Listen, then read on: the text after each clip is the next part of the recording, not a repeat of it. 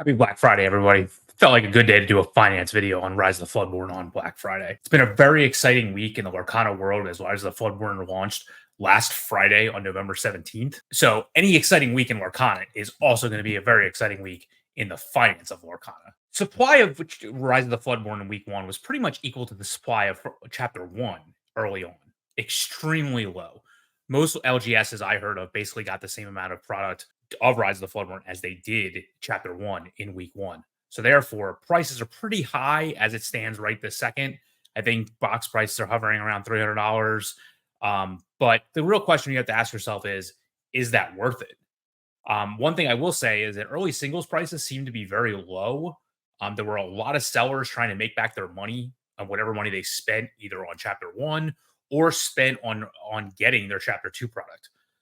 Personally, I think that a lot of, for example, rares and some super rares were really underpriced. I think some of the legendaries might have been overpriced, for example. There are a couple things I'll say about it, though. Number one, Rise of the Floodborn to me, as it stands right now, is just not chapter one.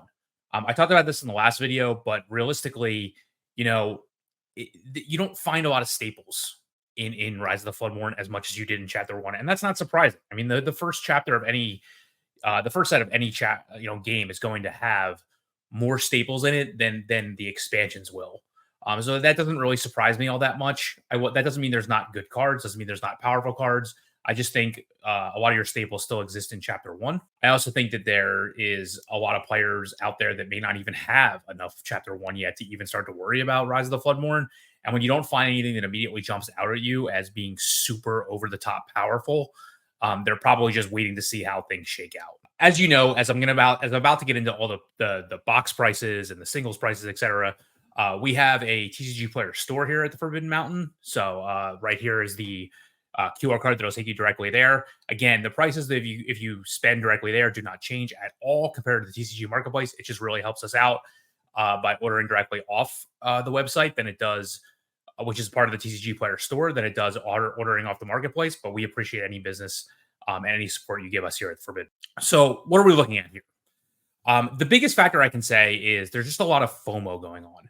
As you know, which is fear of missing out. As you know, there really aren't a ton of events right now. I mean, I'm recording this, so like I said, on Black Friday. So we're talking about Thanksgiving weekend, beginning of December, holiday season kicking off. Stores just have a lot of stuff scheduled going on right now.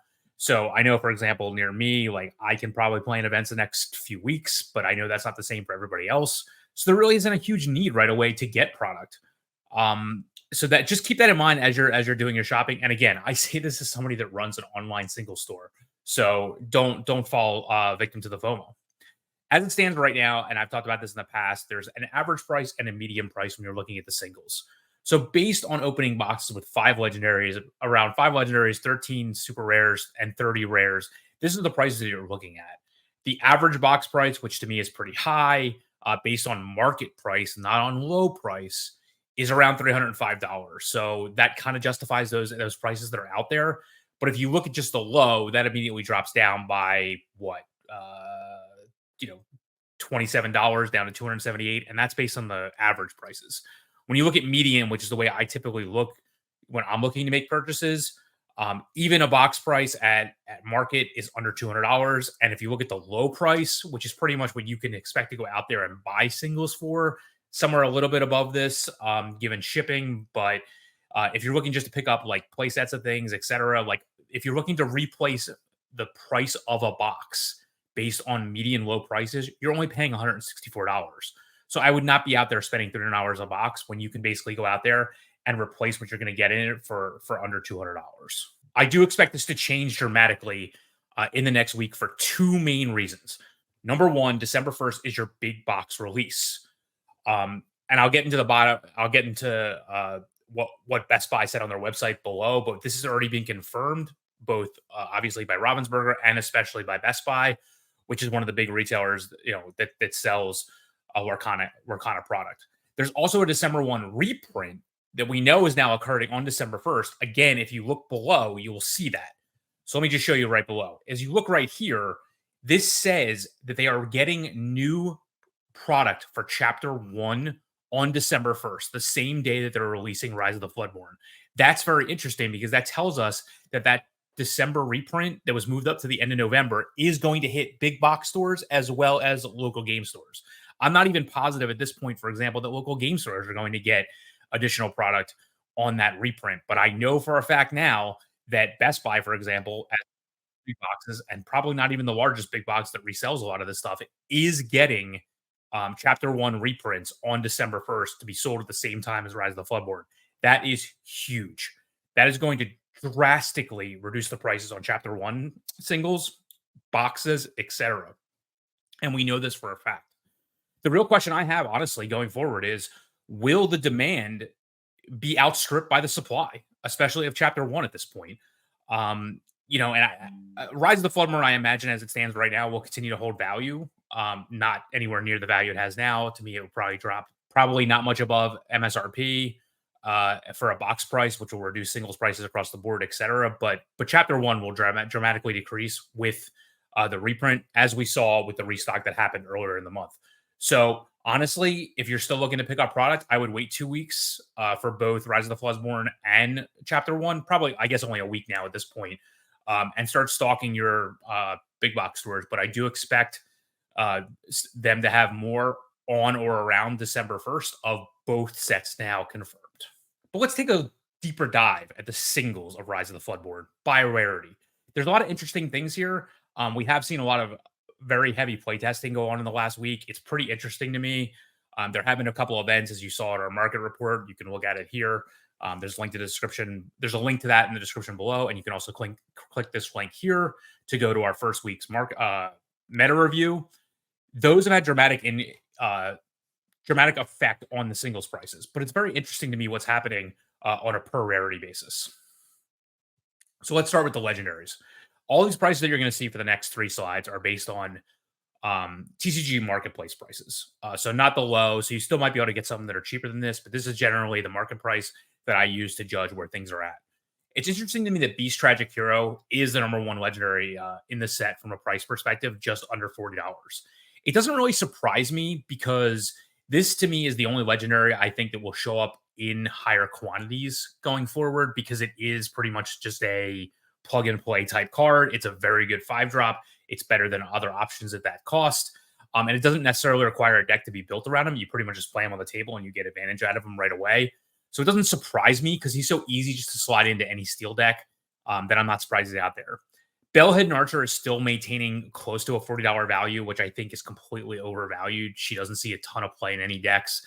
Even the heavy discard decks I've seen that people play, she doesn't show up at all. I think she's probably still the 3rd best 5-drop option, if not 4th best. She might even be worse than Mad Hatter. I'm not sure. I consider both Pete and Cusco to be above her in the 5-drop slot for Emerald. So, I mean, I think a lot of her value is driven by the character itself and the flashy ability, but not necessarily what's going to happen in an event, for example.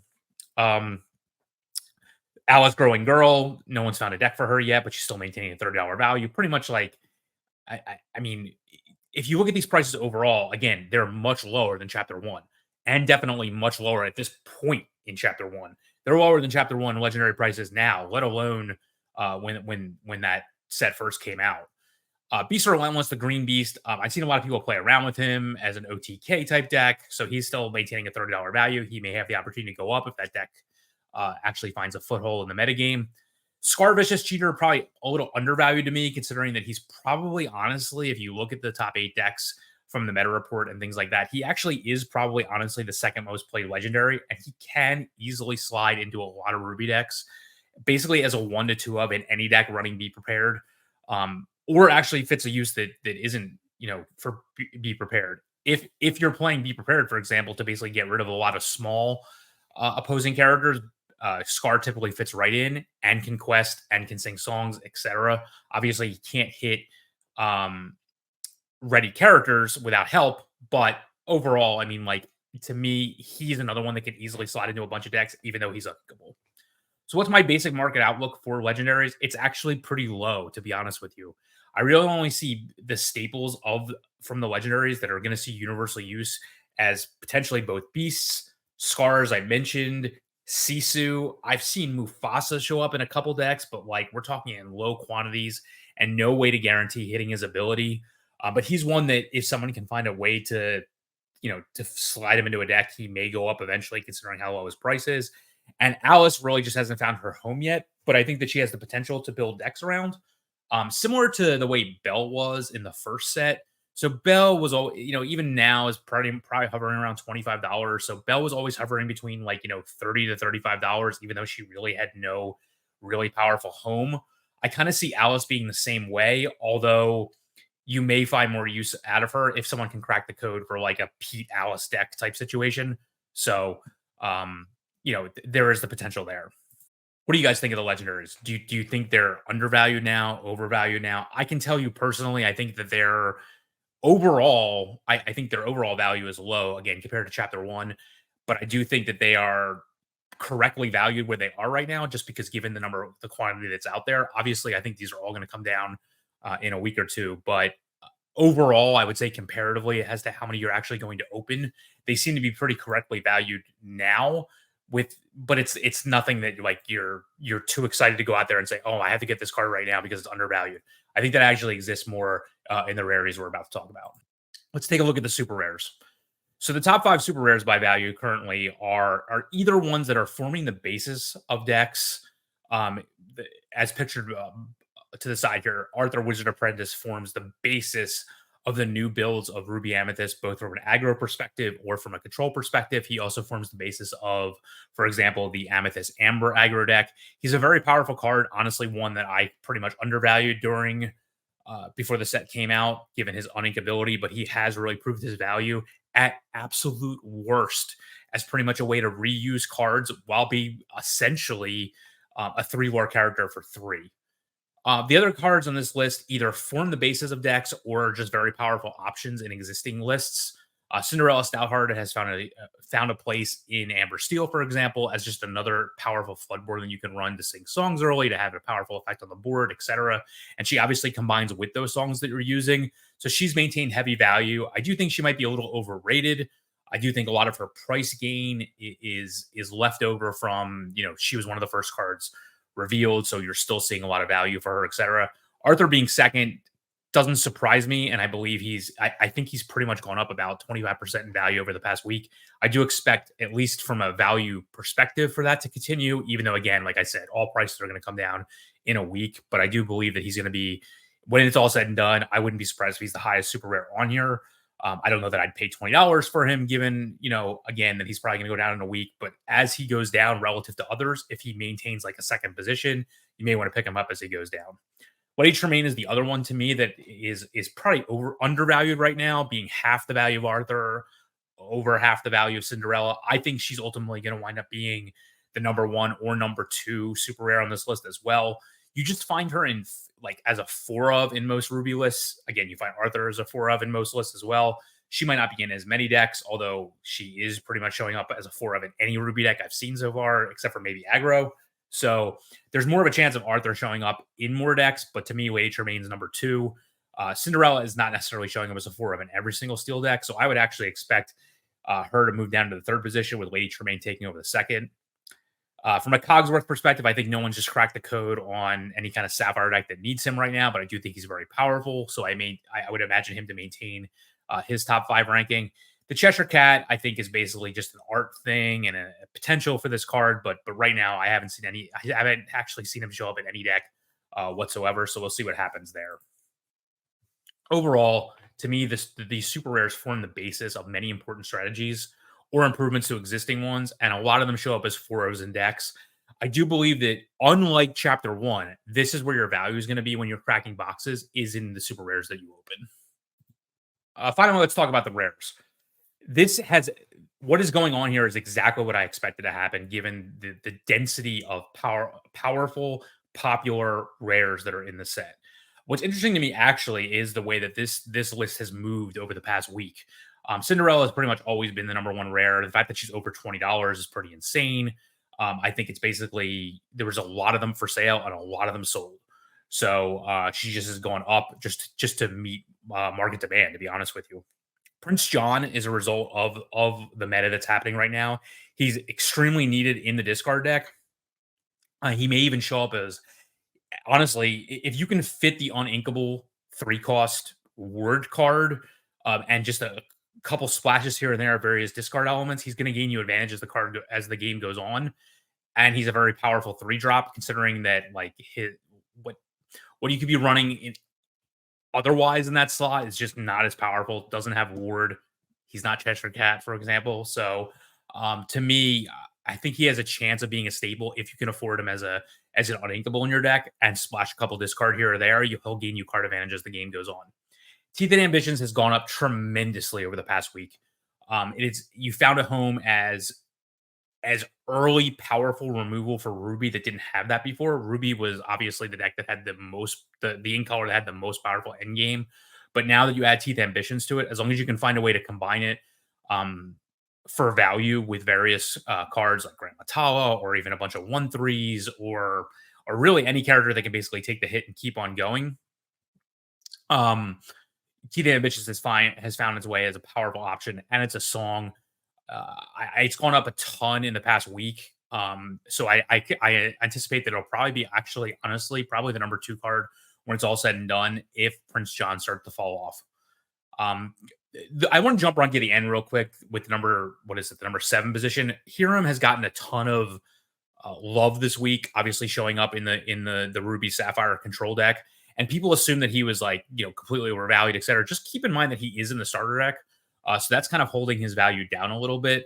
The market price as of recording is just about a little over $9, but everyone's like, oh, hear him this, hear him that. He's actually, I mean, yeah, it's nice for a starter deck card to show up as the number 7 rare in the set, but honestly, like he's lower than all these other cards. So keep that in mind that there are a bunch of rares that are even above his value, even though he's the one that a lot of people talk about. You have Pinocchio above him, who's obviously a staple out of the aggro deck. You have Shere Khan in there, which honestly, if when I record, if we look at this probably a couple weeks from now, when the set's more out and more players have access to cards, I believe Shere Khan's probably going to drop off this list.